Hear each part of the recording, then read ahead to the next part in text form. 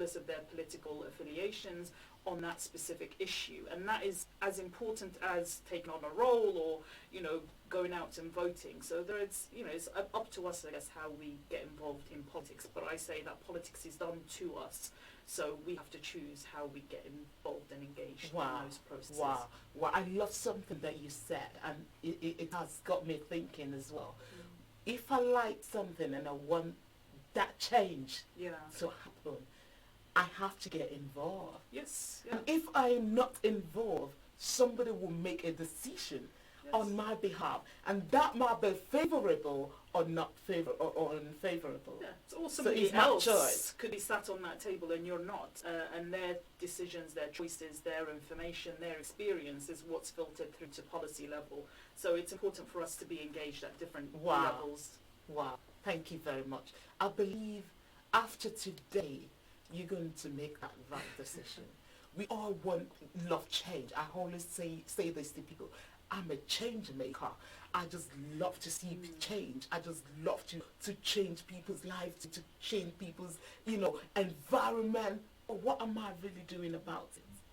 Am I just talking into the air, or am I making that decision, taking part and being involved? Thank you very much for that, Amna. So this is the question now. People are saying that. Some people, not everybody, that is politics a man's game. What has a woman got to do with it? Because it is a man's world anyway. So I want to ask you, is politics a man's game? I don't think so. I think one thing, I don't think politics is a game. I think it's a very serious area of work, and I think it's important for all of us to be involved in it. I think women contribute massively to everything worldwide. We are at least, if not more than 50% of the population. So I don't agree that it's a man's world. It's it's our world together, collectively. That's how the world is shaped. It's by women and men and children and whoever else being involved in how we develop our world and the environments that we live in. And women contribute massively, and a lot of it is unrecognised. If we think about, the number of women who are taking care of children, unrecognised, unpaid. If we think about the number of women who look after their elderly parents or other members of their community, often unpaid and voluntarily. There are lots of ways that women contribute to society to make it work and run efficiently that is unrecognised. And so I don't see why women wouldn't be involved. In our politics, in the way that policy is made, and that's not just even in politics, in everything. Our vision of how the world looks like and how we work in that world is important, and I think that's what needs to be part of the political conversation, is how women should be more involved in a world where men have shaped a lot of it, and unfortunately I don't think for the better often. We only have to... I didn't say that, I'm not saying that. I did say it, but we have to be honest about the way that the world is, and I don't think necessarily that women or men are better decision makers. Everyone makes mistakes, but I think together we can come to make a world that is better for everyone, because it's going to be reflective of everyone's experiences, not just a man's experience. Thank you. I love something that you said from the beginning, that it isn't a game. And if you have that mindset, I think it's high time. This is the best time for you to start changing that and start, renewing your mind towards that, thinking it is a game. Politics is not a game, because it's something that will decide a lot of things. It is a decision-making department, and if you want to make the right decision, or you want the right judgment to the pass on the street, in your neighborhood, you have to be involved, and don't think it is just for the men. When we come together, like she said, we will make a better judgment, and we'll make a better and a very, very good decision. So please be part of it. Right, you talked about talking about politics with your friends. Do you enjoy, or do you get into debates, politics with your friends? Yes. yes, and I think it's a natural thing to talk about politics, to talk about religion, to talk about the things that are impacting our lives. And for me, those two are very important parts of my life and my identity. And so yes, I talk a lot So about politics. do they have the same views as you? Not always, but I think the majority of my friends now, very much so, that we agree on are the base values of our politics. I don't necessarily think we agree always on how we go about making change, but I think if you have the same base to start with, then actually what the solution might be is not necessarily whether I'm right or they're right. It's at the very least, I know that whatever solution is there is going to be good, because our values are, the same at the start of the conversation. But yeah, I think people need to get out of this idea that, it's a very British thing to think that you don't talk about politics and you don't talk about religion. Those are two things that you just don't talk about. Why not? Let's talk about the weather. But why? You know why? I don't enjoy talking about the weather. There isn't really a lot to say. It's raining, it's cold, it's, whatever, oh yes, it's great, the sun's out. But those are not, they're interesting in some ways, because actually it tells us a lot about the way that our climate is changing, which is a very political issue. But at the same time, I think we need to get out of this idea that somehow we can't talk and we can't disagree. I don't mind disagreeing with somebody. We bring different perspectives, and then I learn from you, you learn from me, and that's the way that we move forward. That's the beauty of life. Yeah, I don't need to have a conversation with somebody for them to agree with me or for me to agree with them. And I think that ability to have conversations that are respectful, where you can disagree, it's just not being taught, because we don't actually even practice it very much. So I think that needs to really shift. And let's disagree. That's how you get new solutions, new ideas. That's how you then reflect on people's experiences. I don't know it all. You don't know it all. Exactly. Exactly. Exactly. You talk about shift, just for a slight moment there. Do you think that people's political views change over time?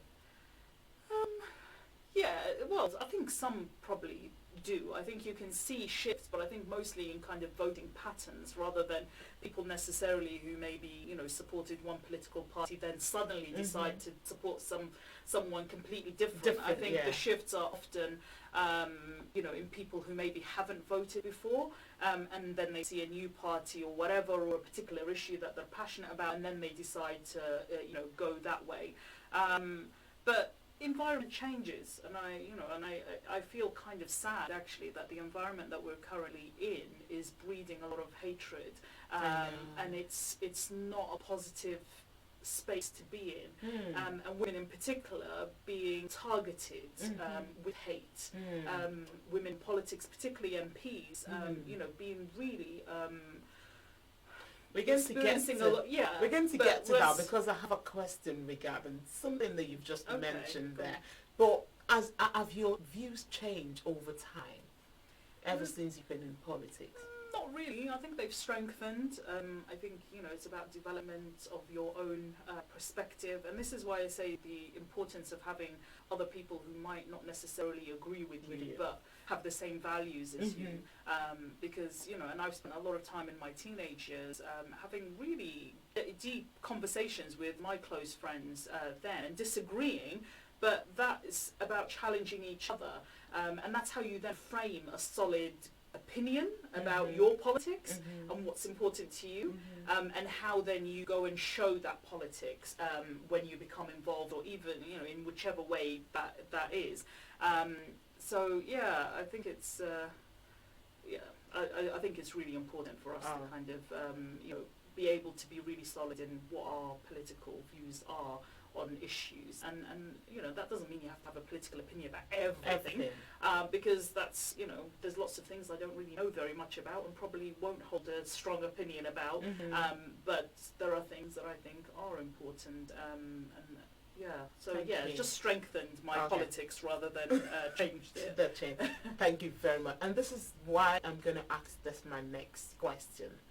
Some people believe that politicians spend so much money on campaigns. Mm. Do you think that politicians spend too much money when they're campaigning? I mean, in the UK, there are certain legislation that prevents. It's not like the US system where millionaires and billionaires can spend, God knows how much money in order to then win in the system, because money does help. It does If help. you're able to, campaign well, sell advertising, all of this kind of stuff, it obviously helps. But there are certain legislation that prevents it in the UK. So you only have a certain amount of money that you can spend per campaign. And everything has to be very transparent. So whoever's giving you money, donors, etc., has to be public, so you can access all of that information about who's giving money. So there, I don't think necessarily money is the big issue in UK campaigns, but it is important because it's how you make sure that you've got a decent leaflets and things to tell people what your policies are and what do you stand for. But I think what's more important, I think this is what the Labour Party has kind of been doing, is actually how do you mobilise people who believe in the politics that you are presenting, and how do you get them to be your voice in the doorstep, going out in the community, getting people involved, talking to people, convincing them to get out and vote, and if they haven't registered to vote, to register to vote, and all of these things. And so the power isn't actually money, it's people. It's people who are willing to put the time in, and we've got hundreds of people, across the Northwest, going out every single day, because of the elections coming up. Just campaigning. Thank you very much for what you've said. I just asked that question, but for the benefit of people that are watching and they're not, the BME community, especially because of the mindset that we have from where we're coming from. When it's politics, when it's campaign time, money is being pumped into the community, into the country, and people just use money to campaign, and when they're elected they don't use the money for what they're supposed to use it for, and that's why some of them are scared. They don't want to get into politics because of that.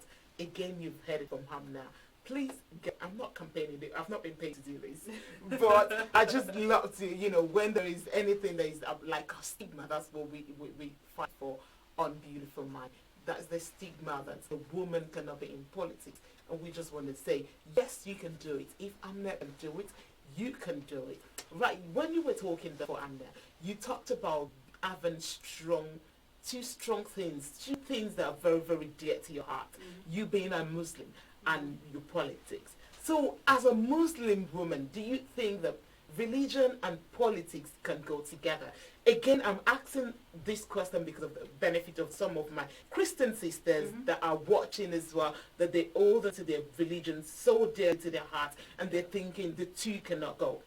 Yeah, I think, for me, it's very visible. People can tell instantly, that I am a Muslim woman. Yeah.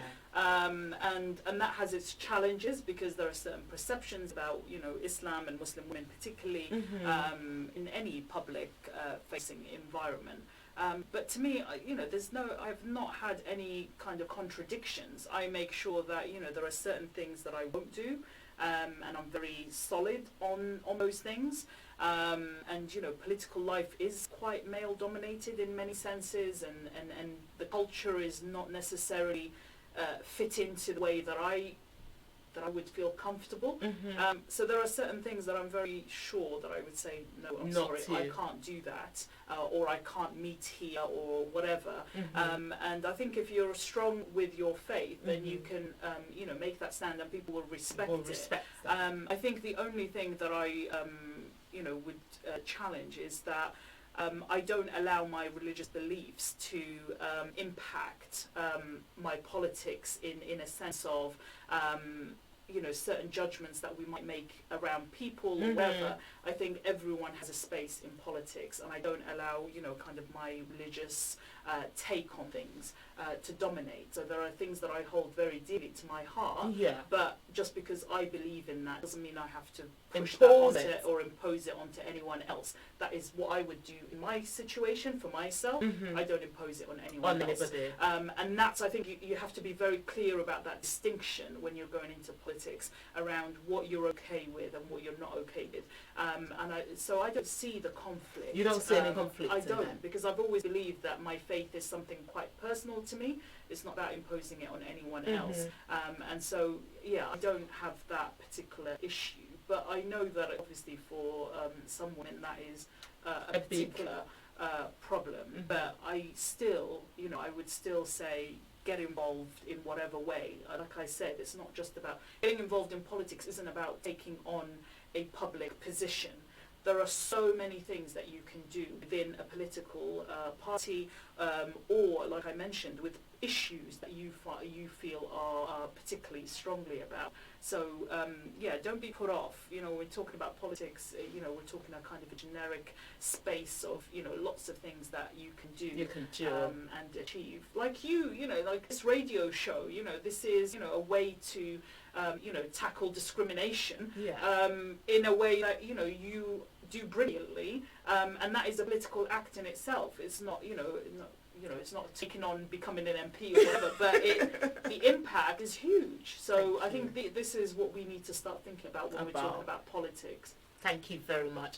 Right, again, this is not me. This is the question that people have sent in. They believe that, they have the general belief that politicians are mostly dishonest people.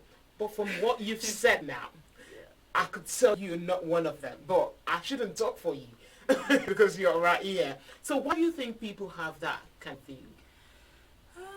I think partly because some people are very dishonest, and I think we probably have grown into. I just appreciate this woman that she's not lying. It's about, You're not trying to justify them. Well, I'm not going to justify, because I can't justify what everyone has said over, whatever many years, and people will experience politics very differently, various politicians very differently.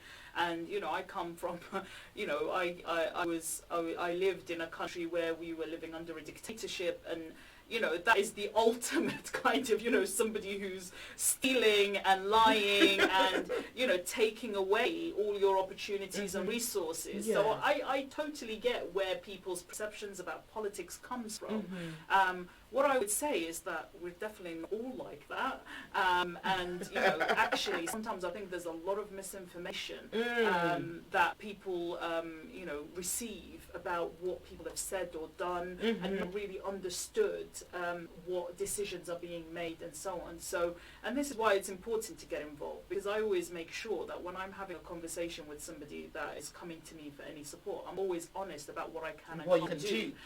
Because we're not miracle workers. We can't, we can't change the system overnight. When somebody says to me, I want a bigger house because, we're cramped in it, I can't promise them a house, because at this moment in time, there's the government that we have, or the government that we had, rather, has stopped building homes that are affordable for people to live in. Yeah. And so I can't promise things that just don't exist. And so I think it's about honesty, it's about, that authenticity of who you are and what you can do, and making people understand actually what our role is, because I get a lot of people who come to me, but actually my job is very local.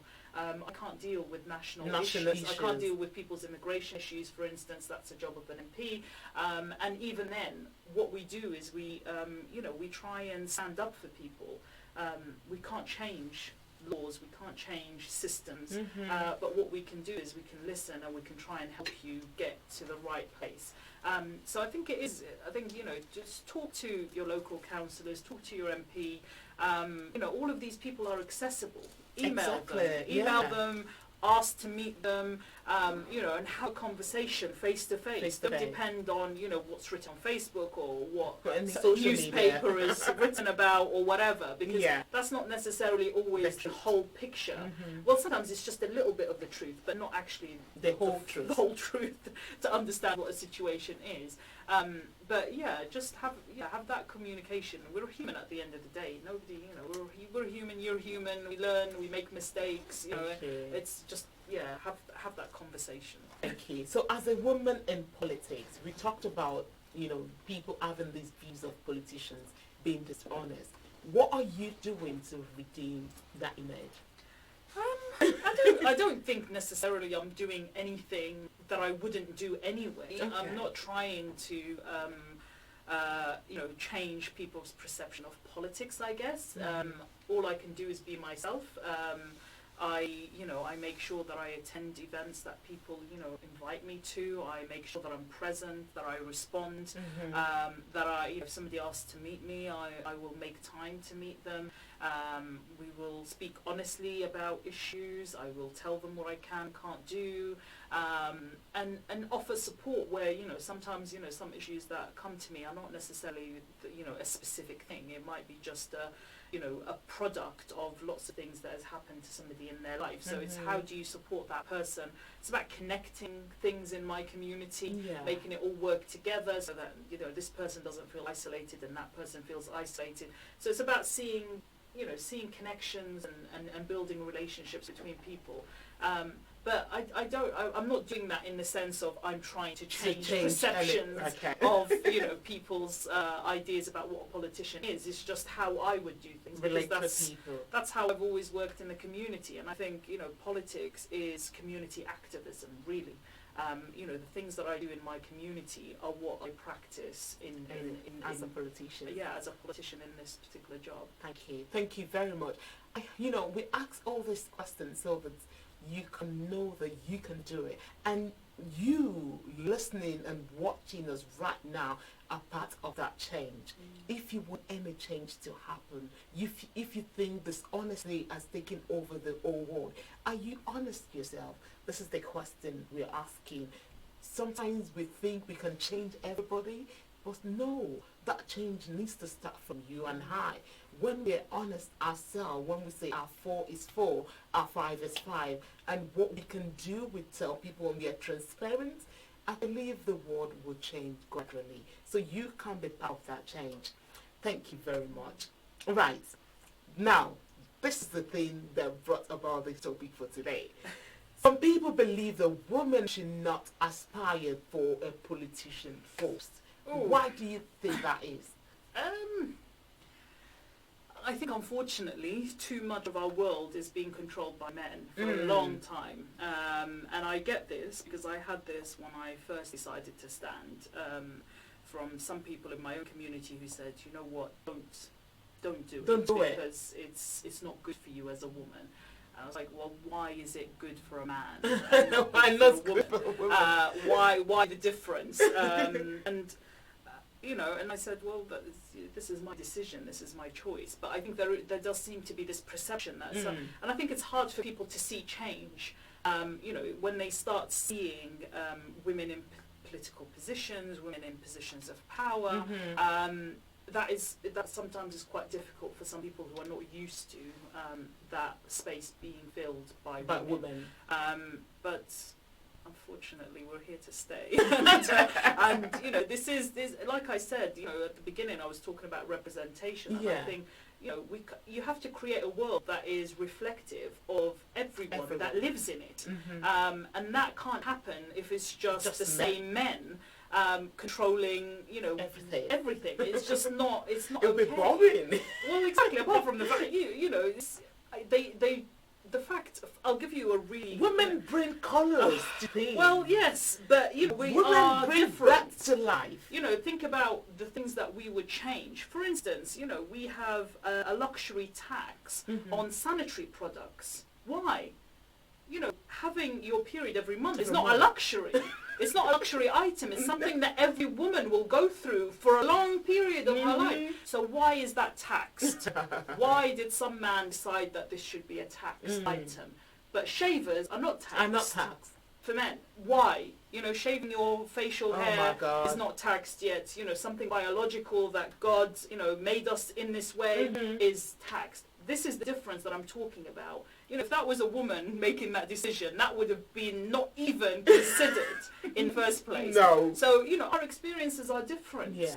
So that needs to be reflected in the politics and in the policies and in the decision making and in the structures. And people have to get used to hearing us speaking, hearing us being in charge. Yeah. Because actually we can do a really good job. We can. Yes. We're talking about doing a good job. Do you think women, because somebody said, if you want the whole world to hear about something, just tell one woman, and the whole world will hear about it. And this will bring me to my next question. Are women better, politics than men? Well, I would say yes. But in all honesty, I just think we just need to be, a mixed group of people, and not just a woman just for the sake of being a woman, but, a woman, disabled women, women of African heritage, women who are, Muslim, we need that diversity as well. It's not just about, it's just any woman is fine. It's about, women who are diverse and can contribute a different perspective and a different opinion and bring other people in. But yeah, I just think, I think women are brilliant. She said it silently. She said it silently. No, I'm not going to say it silently. But you know what? I do. I think women are brilliant. I think we've been overshadowed for a long time. And seen to be, second class in many ways, but that our voice is just not as important. And actually, well, we are important. We are. Our voices are important. Yeah. What we present to the world is important, and I really love that quote. I think, I think we don't do often a good service to what women do. In our communities, in our families, in everywhere. We are incredibly strong. And I think that should be reflected in our politics. Why not? Why does it, when it comes to, decision making, we think, oh, it's not our place. No, it's your place. No, it's your place. No, well, my kitchen doesn't see me very often. But, this is the thing. We are decision makers in our homes. Hold on. This is why some men, that statement that you just uttered now, we have to iron that out. This is why some men will not allow their wives to get involved in politics. So they don't get fed? Yes. Especially African men. Because it has been said that to get to their heart, you have to go through their tummy. I would question that. I think, firstly, I don't revolve my world around men, I'm sorry. I make decisions based on what I think is right for me and right for the community around me, and that includes the men in my community as well. Yeah. But to be honest, you make decisions, and when I was talking about, at the beginning around how we utilize our time, I have a full-time job. I'm also a counsellor. Yeah. I have 2 children. Yeah. I have a very busy week. Yeah. And so, most of the time, yes, I am at home and I will make sure that, there's dinner and because I need to eat as well, but actually, you know what, if you have to not do something in the home because actually you're in a meeting that's really important because it makes a considerable impact on your community, then which is more important? Someone else making the dinner or getting a takeaway or actually being sat in that meeting because the difference that's going to make. Voice. To me, I'd rather make that difference because actually food is just, a nice luxury, and we don't live in a world where, it's not easily accessible. It is everywhere, We don't have to overthink where we're getting our food from or whether we cook it or not. Yeah. There's plenty of opportunities and spaces where to get that. So. Right. As a man, will you, because we love this show to be interactive, and I don't want you to leave it to just the 2 of us. Again, you can bring us here in the studios on 079-603-91983. Yes, please let us know your view. Right, thank you very much, Precious. Precious is saying women are gifted in multitasking. They are skilled in so many ways. Politics needs the expertise which most women are blessed with. Thank you very much for that. Oh, I love Precious. Thank you, Precious.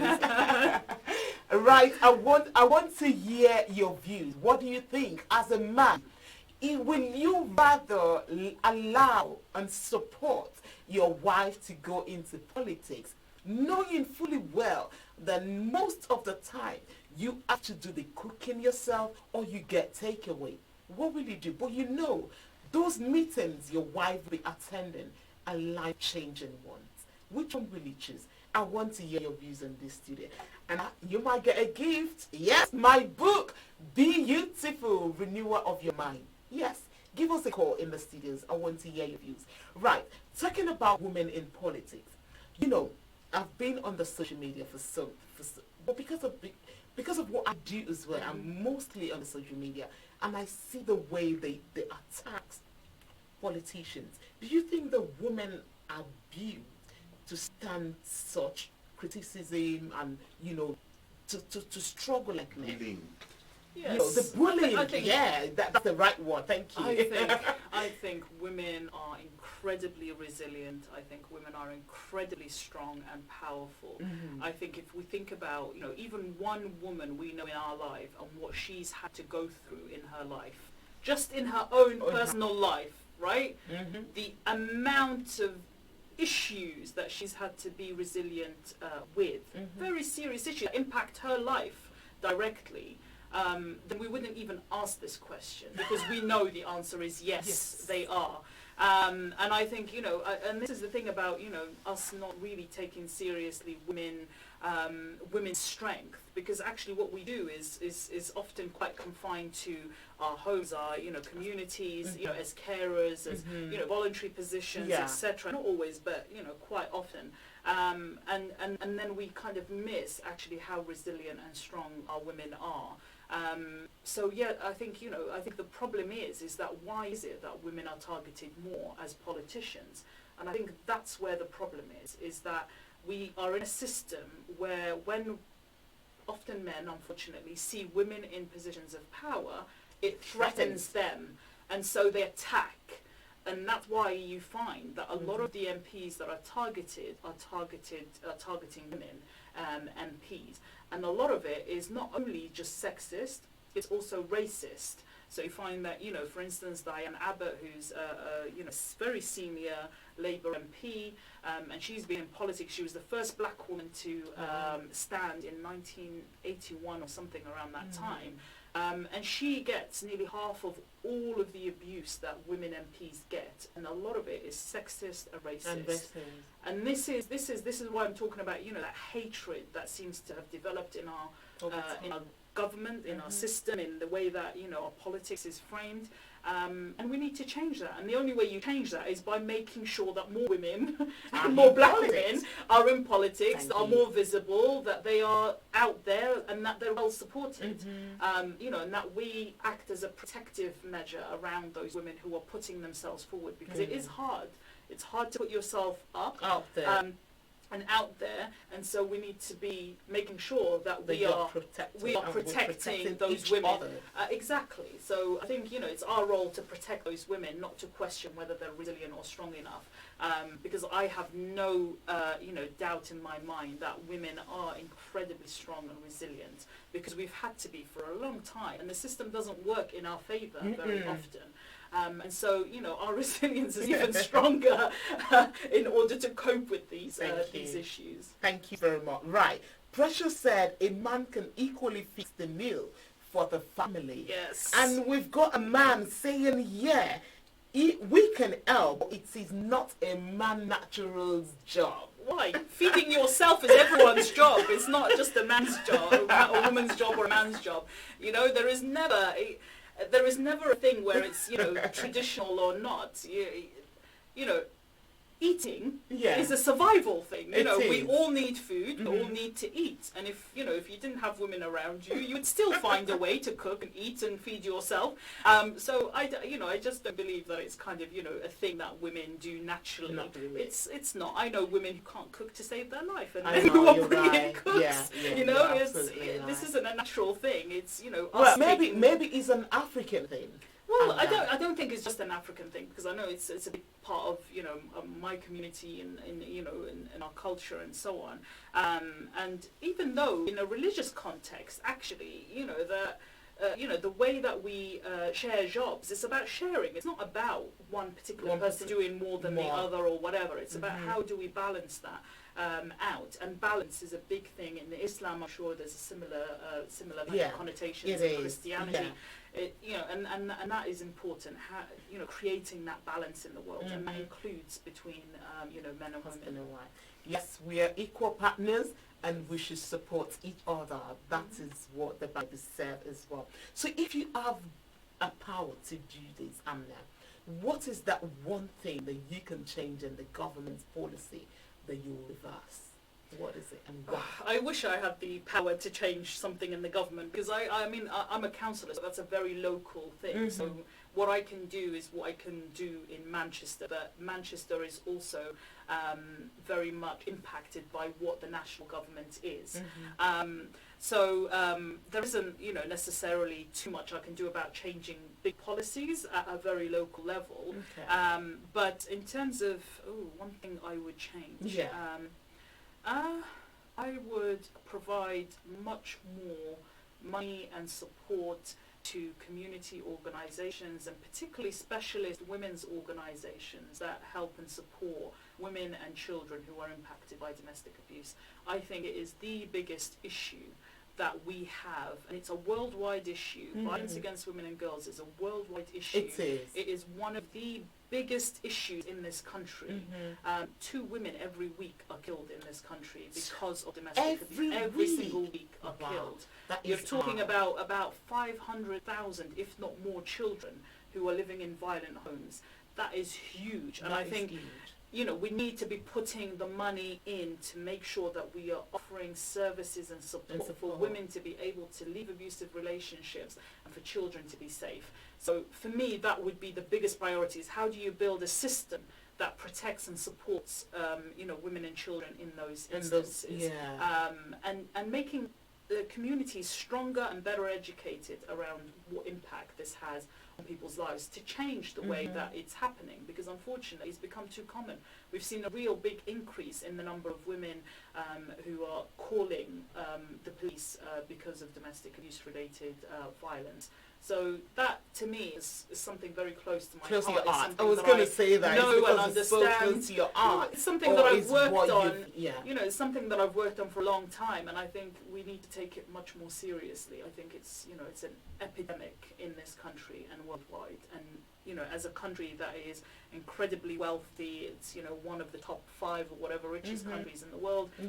It shouldn't be this way in this country for women and children. So that would be my big ask. Thank you very much for sharing that. And if I have the money as well, I would do the same, because no child has been asked to come to this world to come and go through domestic violence or abuse from anybody. And no child. No woman will willingly go into a relationship knowing that you're going to abuse her. No woman. Every woman wants to be nurtured, wants to be loved, wants to be cared for. And no woman deserves that. And if you find yourself in such category or in anything that we've discussed here this evening, please do not say silence anymore, because help is readily available. You can go to your counsellor if you live in or around Ardwick, or you can contact Beautiful Ma as well. We will signpost you to the right services that will support you. Please and please do not suffer in silence. Thank you very much for that, Amna. Right, everybody is complaining about the leadership or the political leaders. But yet, when it's time for voting or for election, people don't come out to vote. How can that be changed, Amna? Just knocking on everyone's door, reminding them this election is so important. Really. We're going to get to that election. Okay, but why is it that people don't? Is it because you guys don't do your work enough, or you need more hands, or you're not pumping the money in, as some people said? What do you think is the problem? I think sometimes we get too complacent. When you live in a country that it's okay, it's running, it's, you've got services, you could go to hospital and be seen. You might have to wait 5 hours, but you'll still be seen, and, all of that. I think sometimes we get too comfortable, and we think actually our situation is fine now. What we don't consider, I think, is actually what the situation is for other people, and what the situation, long term for you as an individual. So, for instance, I'll give you an example of kind of work. So we've got this thing in the UK where you have zero contract hours. Zero contract hours basically allow an employer to employ you, but one week you might be working 40 hours a week, and another week you might be working nothing. So they only pay you for the time that you come in and work. Wow. So there is no stability. So, you know, 1 month you've got enough to pay the rent, the next month you might not have. Right? So that might be fine for somebody who is young, who's, you know, physically well, who, you know, doesn't get ill easily, you know, who's fine. And that can continue because they've got the stamina to be able to continue working in that way. But is that a reasonable way for us to expect employers to behave? You know, no sick pay, no time off, you know, no rights for workers. Is that what we want for other people just because we can manage with that situation? No, we should always be challenging these things. We should always be saying, no, this isn't the way that I want to work. And if you're employing people, don't employ people on a basis that you wouldn't work. You know, just because you have the money doesn't mean that you should expect other people to be working for you in a way that you wouldn't accept for yourself, you wouldn't accept for your family. And that's the thing, you know. Don't feel too comfortable. The world's changing too fast. Things are going too, you know, too quickly in our society. And what we would expect for ourselves, let's expect it for other people. You know, I think that let's get rid of complacency. Let's get rid of this comfortableness. Let's do what's right. And for me, and I was reminded of this today by a friend of mine who said, you know, in Islam, when you have wealth, you've got a bigger responsibility to make sure that society is fairer and that you have to share more of your wealth because you've got it. And that is the position that I always hold. If I am going to be wealthy and comfortable in my life, I want to make sure everyone else's life is also comfortable. What Amna is saying is that we should be our brother's keeper. Yes. You know, whatever you want for yourself, wish the same thing for your brother. You know, treat people the way you want to be treated. That's my motto in life. You know, please, let's think about this. Thank you very much. I just, you know, on that note, please, I want to encourage everybody to come out and vote. Again, I have not been paid for any adverts, but I'm so, you know, it's something that I want women to succeed. I want to see your next chapter of your life, next level. And it is only when you are part of that change that you will be proud to say, I voted for that person and that person is in. And you'll be happy with that change that you have, you know, created yourself. So please, let us come out and vote. You know, are the ethnic minorities were represented in the UK politics? I believe you said something like that from the beginning. Are we, you know, well represented? Not really. What is that? I think it's a number of different issues. One is that we are not, you know, putting ourselves forward necessarily all the time in you know, high positions. Secondly, we have systems that are racist. Unfortunately, discriminate. Thank you very much. You know, this is saying it as it is. Well, you know, this is the reality. It's not an easy space to be in. And the same as if you look at your work environments, it's a work environment. Politics is a work environment. It's a space where you get employed, even though you're kind of elected, but you're employed by people that elected you. And so, you know, it is a space that's going to hold those discriminations that are in society. And unfortunately, Islamophobia and racism and you know, all of these things exist in our politics and in our system. And so I don't think the system necessarily favours us. And that's why it's so important when somebody is you know, able to make it, that we start pulling other people with us and supporting other people to get ahead as well. I think in Manchester we do relatively well. Oh, that's good. You know, we've got a decent percentage in the local council of BME members who are councillors. The majority of which are of South Asian background, and they've done a lot of work to try and, you know, make sure that, you know, that community is well represented, and you know, and that's something that we should respect and we should learn from. I am the only Arab woman in the council. So you know, so there's still lots of work to do. To be done, I think there's only 3 who are of African heritage. councillors. So, you know, representation of black women particularly and black men is not there, and that needs to increase, because actually we are living in a city where, you know, the African community and the Caribbean community are huge. Yeah. And yet there isn't that representation at a political level, and I think that's something that needs to change. And a good friend of mine called Marcia Hutchinson set up a project called the Pipeline Project, which is about supporting African heritage people who are interested in getting involved. So if you are somebody who's interested in getting involved in politics, I mean, this is very Labour Party specific, so you have to be a member of the Labour Party.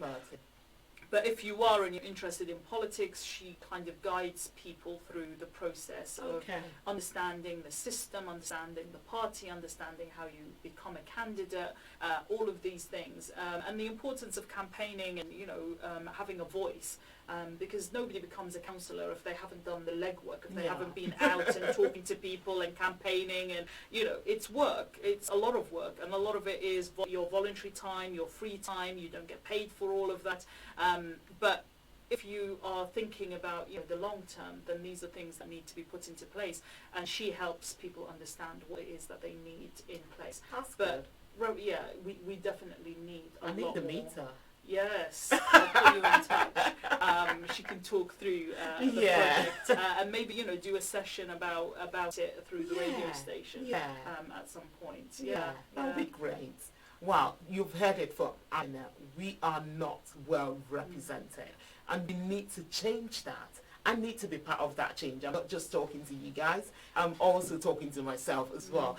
When I'm talking about change, I need to be part of it, so that change can start from me. Wow, thank you very much, Amina, for saying, you know, for being honest. You know, that's something that I really want to appreciate you for. Right, nearly every one of us in the UK now is worried about the B word. Do you want me to say it? Or do you know the B word? I know what the B word is. People that have got dirty mind, I believe nobody has got dirty mind to use that B word for something else. You know what that B word is. Yes. Can you please enlighten us? Why are we having this election again?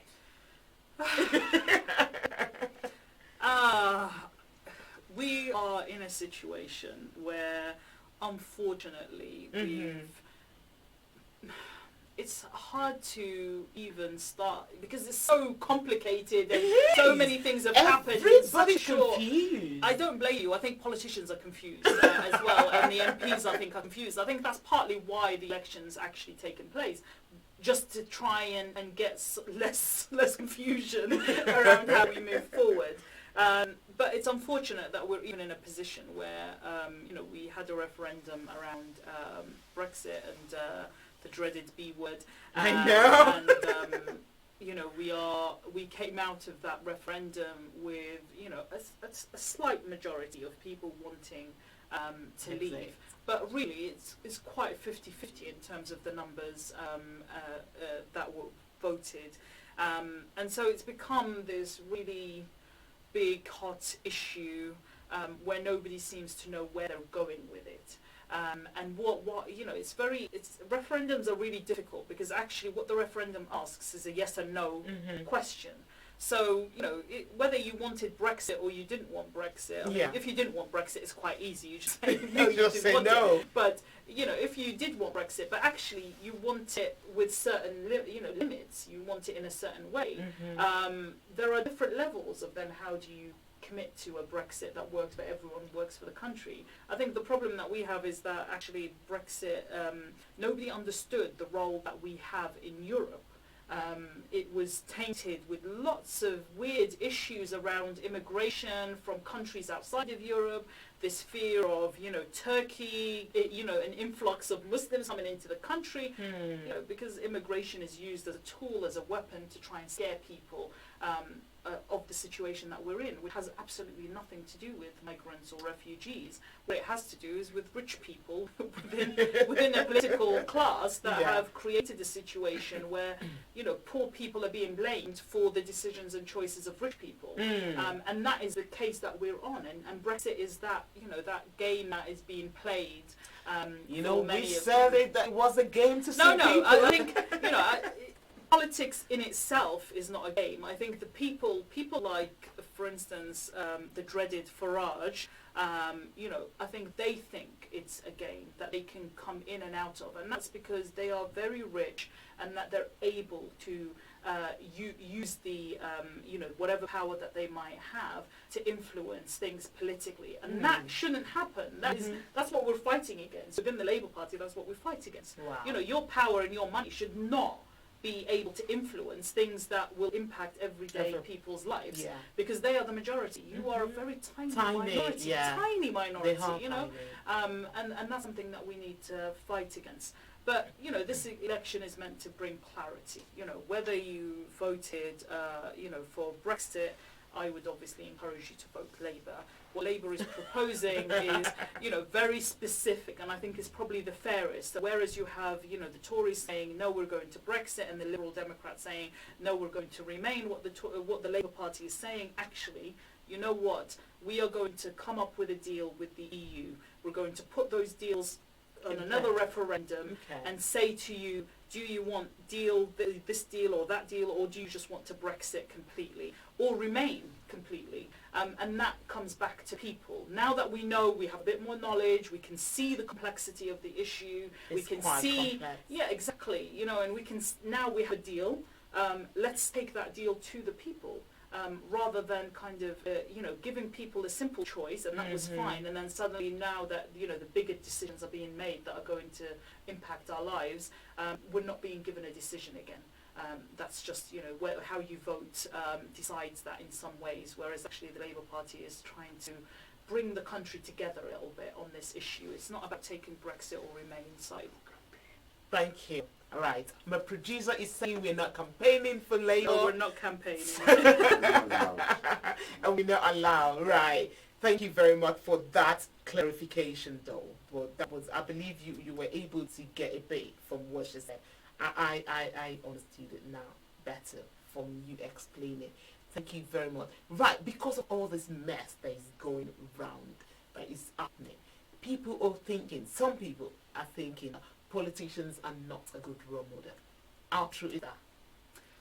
I think some of them probably aren't particularly good role models. I certainly wouldn't think somebody like Boris Johnson is a good role model. I think it's a pretty poor role model. But I think, in every political party you have good people and bad people. And I think you have to kind of look at where your role models are. And there are some really brilliant people in politics. There are lots of women, for instance, at local level that I think are doing some fantastic work.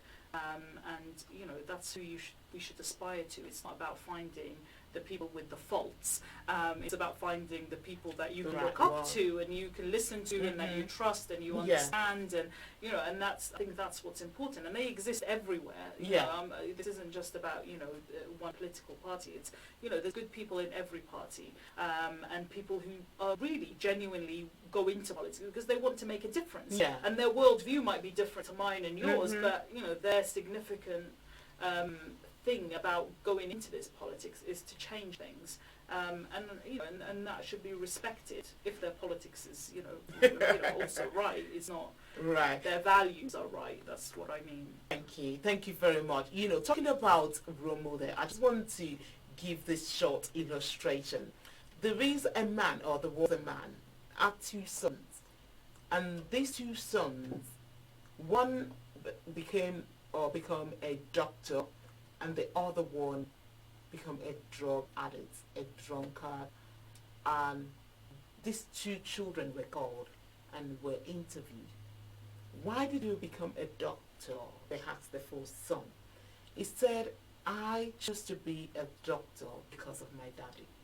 I saw how my daddy was, and I said to myself, I don't want to be like my daddy. And that's why I am a doctor. And they asked the other one when he was sober, why have you chosen this lifestyle? I saw my daddy and I just wanted to be like my daddy because my daddy was no good to us, wasted life, a drunkard, a drug addict, and I just wanted to be like him. And that's why I am what I am. So there are bad and good role models in everybody. It depends on how you see it or how you want to choose or react to that thing. So when you're looking for a role model, you can see the bad person and say, I don't want to be like this person. I want to be a better version of this person. Or you can look at that person and say, I want to be exactly like. The choice is entirely up But I to think you. we need to also be reflective about, why are people in that situation to begin with? Yeah. Nobody chooses, a bad life. Nobody chooses to, become an addict to, drugs or alcohol or whatever. So what is it that creates a situation where somebody feels that way? And then how do we create services that can support those individuals to get out and live a better life for themselves? Because that's really the intention. That's when we're talking about how we build policies, we're not talking about building policies necessarily for people who, are doing well in their life. It's about when things maybe don't work out and go wrong for people. And that starts at a very early age, but it carries on through. So, when you have people, you see people living homeless, it's not because somebody wants to live on the streets. No. There are certain things that have happened in their lives, that have created the situation that they're in. And so we need to be, how do we create things that will help and support those people? That's what our ultimate aim is that's how we create a better society. It's one that cares about people, and not kind of think that, somehow this is a choice for a lot of people. I don't think people choose to live miserable lives or unhealthy lives or whatever. It's, it's the situation that they end up in, unfortunately. You're absolutely right. So please, I'm saying this again, if you find yourself in any of this situation, please do not suffer in silence, because help is readily available. Get in contact with us. Right, talking about role models, many religious bodies are running away from politics, all because of what we said before, that it is a dirty game. So why did you, Hamna, venture into politics? Okay, so part of the reason is, like I mentioned earlier, I lived in North Africa, in Libya specifically, throughout my childhood, under a dictatorship. So I lived 8 years of my life in that environment where actually, you can't say anything political. You can't do anything political because the political system is a regime of one individual or a family that control everything. And I saw, the way that impacted people. People were killed, people were imprisoned, and that was seen, as that was the normal way of living, I guess, in Libya for a long time. And still lots of issues there, but that was the dictatorship, and that was the politics that from early on. But then I also saw that my dad, my mum, were very political. They were very political people. They disagreed with this type of regime. They spoke out about it. Not in Libya, thankfully, but once we kind of left. And they saw a politics that actually was for people, not politics for a small minority that controlled the wealth and everything in the country. And so and that even in my early teens and so on, it was about my family helping people who were coming here as refugees from war-torn countries and so on, and doing things for free because they wanted to help people. Wow. And I think that's kind of stemmed, I guess, from my politics and why I think politics is important. And I don't think my parents maybe necessarily saw themselves as being too political, but actually what they did was very political because it changed people's lives, and it gave people hope. Our home was open to people who didn't have a home, and they stayed with us until they were able to be housed, and their children could go to school and so on. And that's what I grew up with. And so for me, it never really fit. I never saw myself going into politics. I didn't think that because of power, because of... It's just because I never saw anyone like me in that position. So, how do you access spaces where nobody like you exists in the first place? And that was a difficult thing. And as a child, you kind of look, when you're looking for your role models, you're looking for people who at least resemble you in some way. And I didn't see any. And so that was a challenge. And plus, being in a public light is a big step to take. I was going to ask you that. Being on the spotlight every time, does that not make you feel or make you to ask yourself this question, am I doing the right thing? Yeah, and sometimes I probably won't do the right thing, but that's okay. And I think you have to have, I think you have to have the reassurance, the fact that actually we're not always in the spotlight. I'm a local councillor. I believe me, the media is not necessarily interested in what, me going and visiting, a food bank, or me going and speaking to a local community group or whatever, maybe, for an MP position, there's a bit more of a media, kind of interest. But certainly for a local politician, very little is actually, the media gets involved in. You're saying now that you don't have any doubt in your heart that you're born to do this? I'm not necessarily saying I was born to do it, but I think it's definitely, I think we go through a journey in your life, and you develop as a person, you develop, you develop yourself and your confidence, and I think it's the right time for me to be doing this. And I don't know where that journey's going to go, and whether it will continue in politics or go into something slightly different. But for me, I'm always very open to what opportunities are coming to me. But I'm also very conscious that I need to be out there for opportunities to come. Opportunities don't come when you're closing yourself at home and doing nothing. That's not how opportunities come. It comes when you put yourself out there and you be a little bit vulnerable, but you go out and do something, and then you get lots of great people. I'm blessed by the number of people, good people that I have in my life. Wow. And that is important. And if that's all I get, that's, sometimes that's all you actually need. So I don't know, I don't think I was born to necessarily be a politician. I think my activism, my family, the way that they behave, the way that they use their values to help other people, that's what allowed me to put myself forward politically. And people believed in me, and they voted for me to become the candidate, and then they voted to elect me as a local councillor. And so, that I take that as, something that is entrusted in me. That's a responsibility, and I do my best by, the people who elected me into that position. Thank you very much. There's a saying in my religion, in my beliefs, and they say that there is something that is called helpers of destiny. And I always say to people that helpers of destiny don't just come to you when you're indoor, you locked yourself in, you don't want to do anything. Helpers of destiny come to you when they see you on your feet, when they see you out there, when they see that you're ready to go, when they see that you have something in front of you that they want to support you with. That's when they come and support you. And she just buttressed that now. What is it, whatsoever do you think that you've been born with, or you think you're made for, you can't just sit down and think it's just going to drop on your lap. No. Things don't work like that. You have to go out there. You have to put yourself out there. And don't think your religion should be something that will stop you to make that change. No, your religion is to help, to support you, to be a better person, to be the best version of what you can be. Thank you very much for that, Amina. Thank you very much for joining us this evening. If I've not said anything, please, I'll call your name. Let me know that you're watching or you're listening to us this afternoon by saying I and where you are watching or listening from. Thank you very much. You mentioned about confidence. A lot of women don't want to go into politics because they lack confidence in themselves.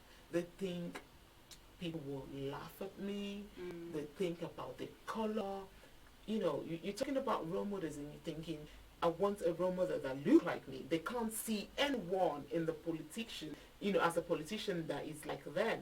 Or they can emulate or try to navigate or move closer to. How can they have this confidence to be able to say, I want to go into politics? Or how do you have your confidence? I think you build it over time. I made a very conscious effort, probably in my late 20s, to go out there and put myself in situations that were uncomfortable, to get involved, and I did a lot of volunteering, and then I started work, and slowly my confidence started to increase, and I think the first time actually, which was a really big step for me, I was asked if I wanted to publish, because I was studying my master's at the time, and I was asked by somebody if I wanted to submit the work that I was doing at the time to be published. So I was like, well, I don't believe it's a good enough piece of work at the time. That's what I believed, and I thought, well, nobody's going to respond to this, but I sent it anyway. And literally within that week, I got a response back saying, we'd love to publish your work. Wow. And on top of that, we'd like to invite you to an international conference to speak Wow. about this work. And so for me, that was like, this is kind of how I'm speaking to you now, which would have probably really been a scary prospect. And to be honest, I didn't do a particularly great job. I went abroad, and that was a big step, because I'd not travelled abroad on my own particularly previously, and I delivered my talk. It was not great. I'll be honest, it really wasn't. I'd never done something like that before, but it taught me what I needed to do for the next time. And then, after that, I had other opportunities to talk internationally at different conferences, locally, and I would just say yes. Because I knew I needed to develop the skill, I knew I needed to develop my ability to speak and share my point of view, my work that I was doing, and be confident that actually, that it is good enough to be out there. And so, I just started saying yes to things and putting myself out there little bit by little bit in order to develop that confidence. And you're not always going to have it right. You're not always going to be brilliant. You're not always going to have the crowds cheering and, telling you how amazing you are. Mm-hmm. But it's all a process about how then you develop that confidence so that you can keep putting yourself out there at different situations. Thank you very much. She said 3 things. 1, you have to make yourself to be vulnerable. That is very, very key. You have to be vulnerable. Just release yourself. And the second thing, keep saying yes. Keep saying yes, because the more you say yes, the more you develop your skills yourself, the more you have confidence. And again, you will make mistakes, and you keep learning from those yeses that you keep saying, because some of us are afraid. We don't want to go there because of that fear of failure. If I just make one tiny bit mistake, what will people say? That fear is always and constant, and the fear will always be there. It doesn't go away, but the more you do it, the more the fear will go away. Thank you very much for that. Thank you. Right, I believe we've touched on this before, but I have a question now again. How can a good woman, be a politician and still be a good role model? Because I have African men watching this, and they want to know, how is it possible and still have children and still help in the community? So men are saying it is too much work for the woman. Women already do a lot of work anyway. Far too much work sometimes, I think. But things need to change. And the only way things change is when we put ourselves out there. Mm-hmm. There is a really big problem around,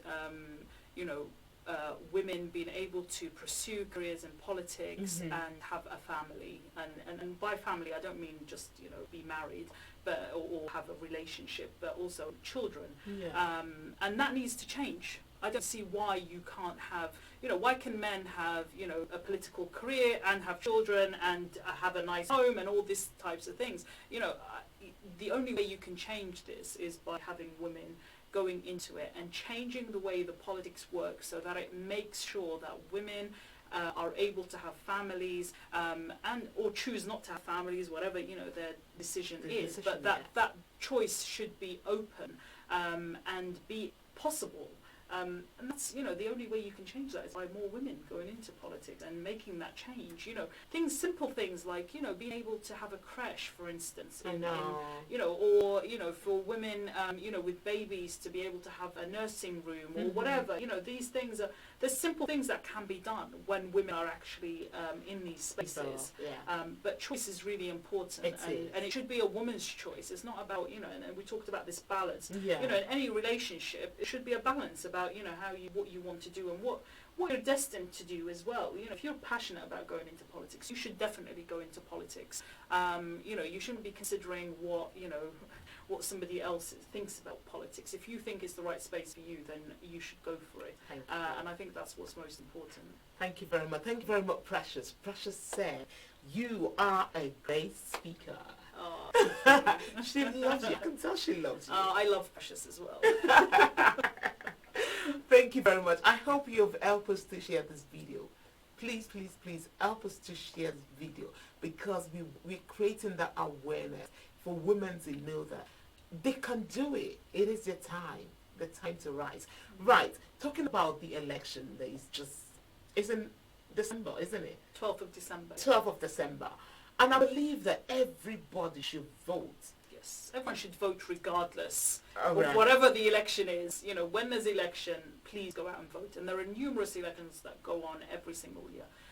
Be it local elections, you know, your elections for European Parliament, you know, general elections happen every 5 years, although we have more of them currently because of the issue with the B word, and, you know, the mayoral elections as well.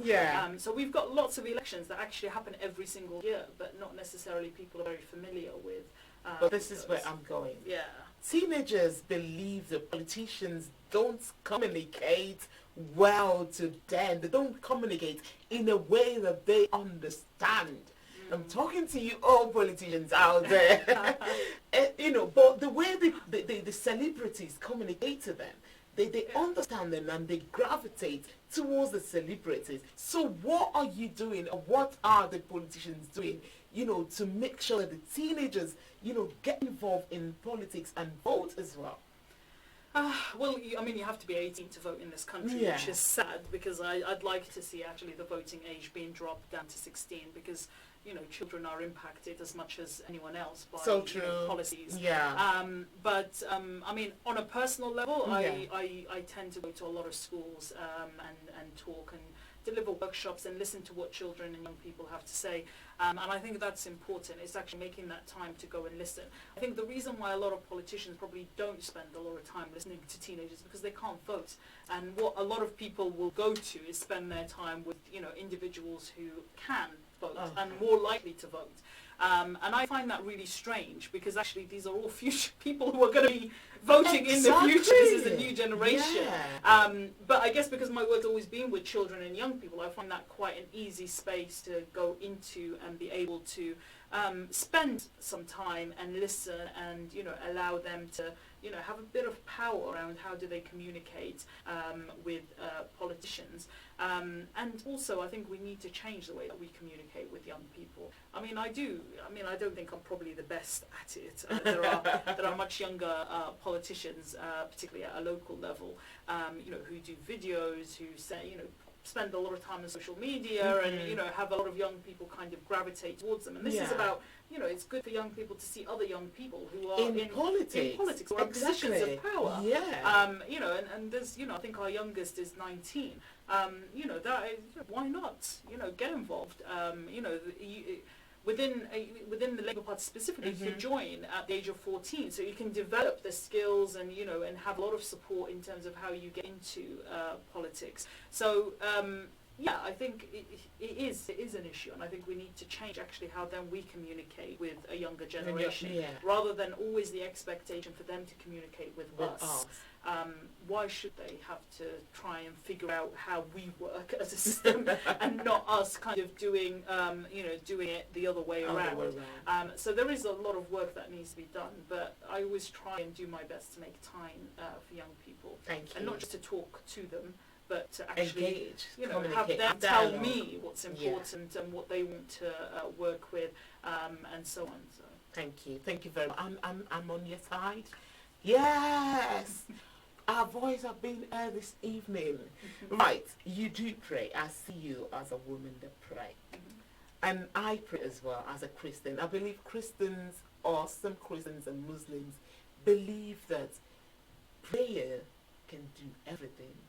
And once they pray, everything will be done, and they don't have to get involved physically in politics, because the prayer is going to change things. Do you find that to be the case? No. I think prayer is important. I think it's, you know, a big part of obviously our faith. Yeah. You know, and from an Islamic perspective, actually, you know, you're taught to, you know, to pray, but also that you need to be active in this society and in this world. Mhm. That's how you get that change. Yeah. And so actually, yes, let's pray. And that's something, you know, that I think is powerful in its own right. Yeah.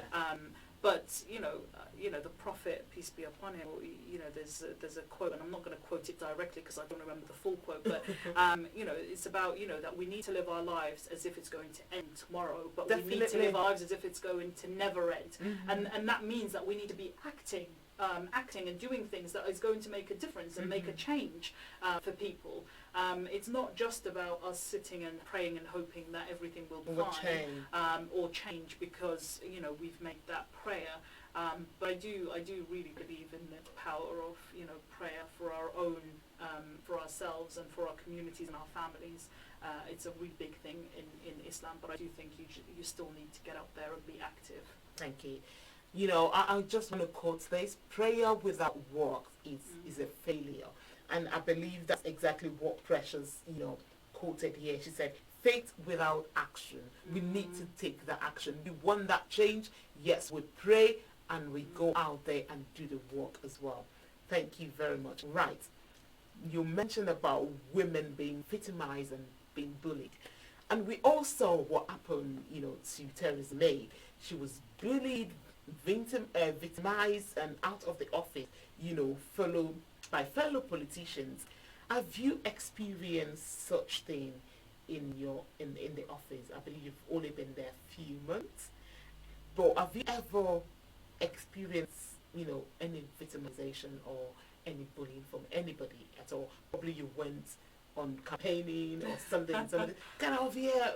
Have you come in contact with that? Yes, yeah, you know, little bits. I mean, as a councillor, we don't work in an office, or at least I don't. Only senior councillors have office space.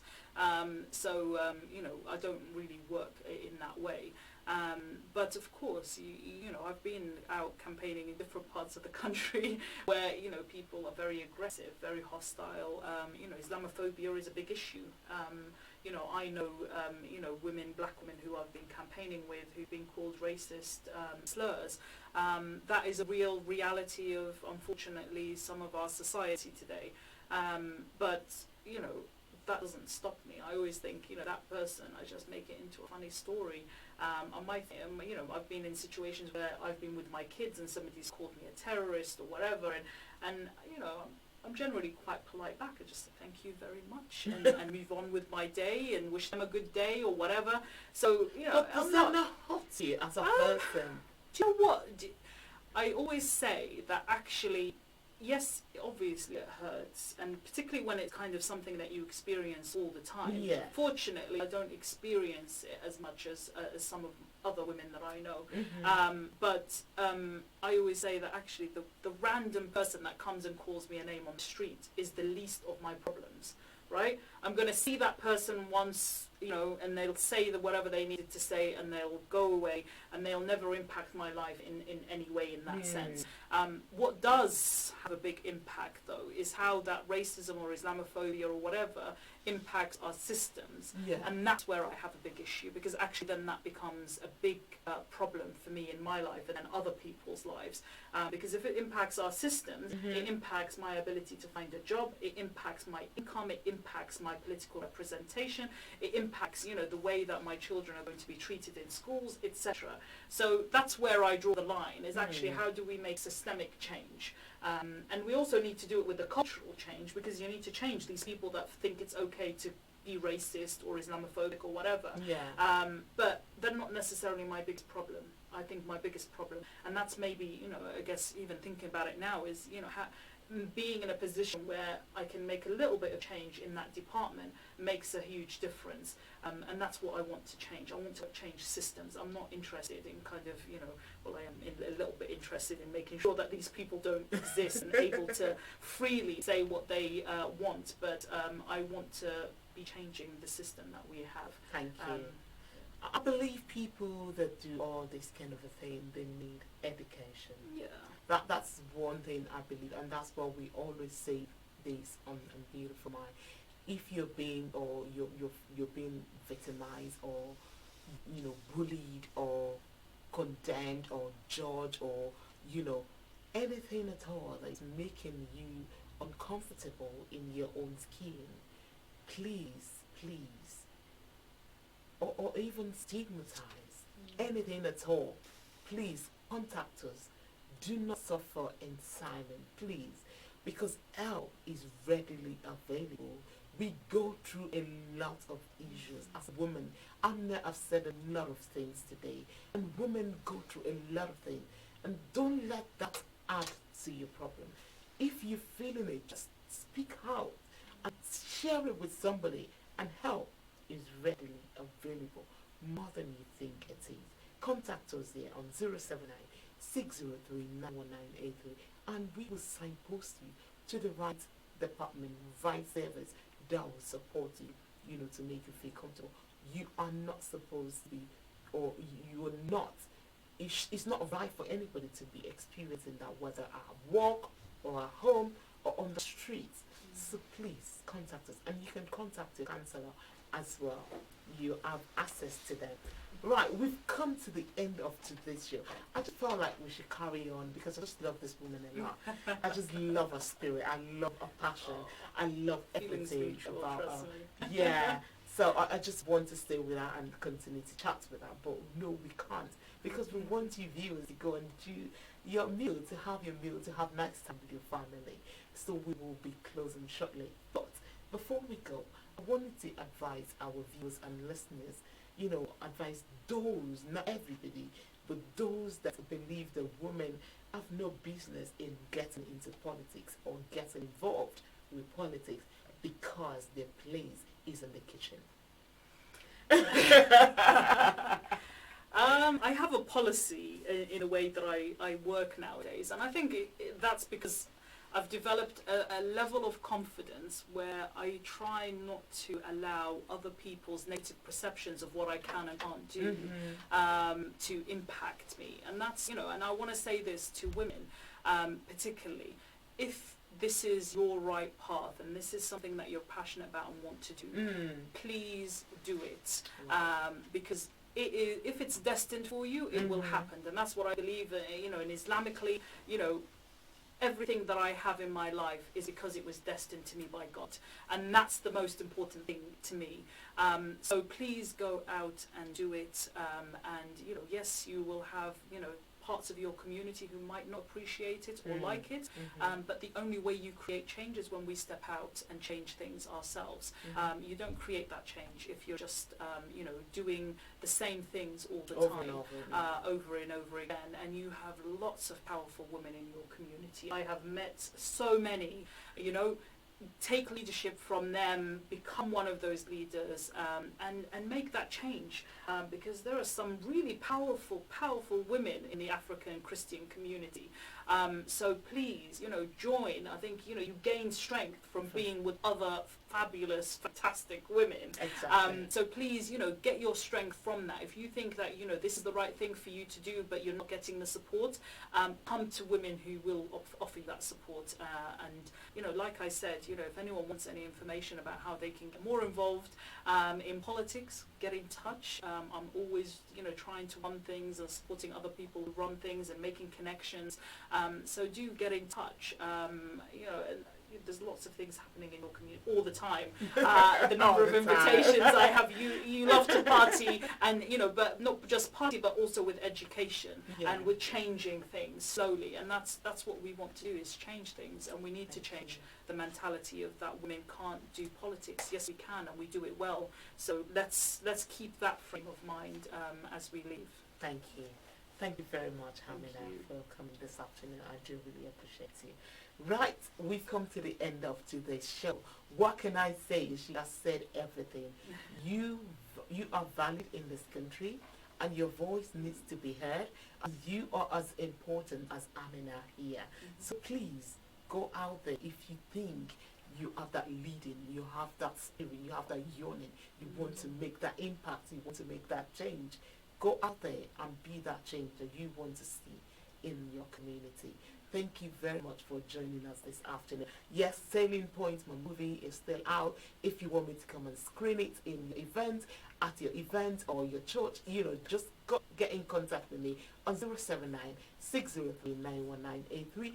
And my book, Yes, Be Beautiful, Renewal of Mind. We've set up a lot of things today, and sometimes most of the things that we discuss here has got to do with our mindset, to renew, to readjust, to refocus the way we think. And that is why this book, I've written this book. It is, go on Amazon and get a copy. Yes, that's all I can say. Thank you. And don't get one, get two, because you won't want to borrow anybody this book. You want to keep it to yourself, and you want to give your friend one as well. A lot of inspirational tips on it to have confidence and to renew your mind, to take you to that next chapter of your life. Thank you very much. I want to say thank you to my producer for putting all of this together. And on to next week, when I'll be bringing another informative and educative topic your way. I remain your host, Adeyinka Adeon. Bye for now. Thank you. Hi there, my name is Adeyinka Adeomi. Wow, this is a beautiful story, and I'm not saying it is a beautiful movie just because I played a major role in it. No, but because it is a movie that, highlights some of the issues the women are going through and celebrates womanhood at the same time. Wow, Evangelist Bola Kande, well done for this great job that you've put out there in this movie. I played a major role, like I said before. Goldie was betrayed, by somebody very close to her. And I want you to go and see this movie. And I need you to come back and tell me, who was this person that betrayed Goldie? What did the person do? And if you happen to be Goldie, what would you have done to this particular person? I am so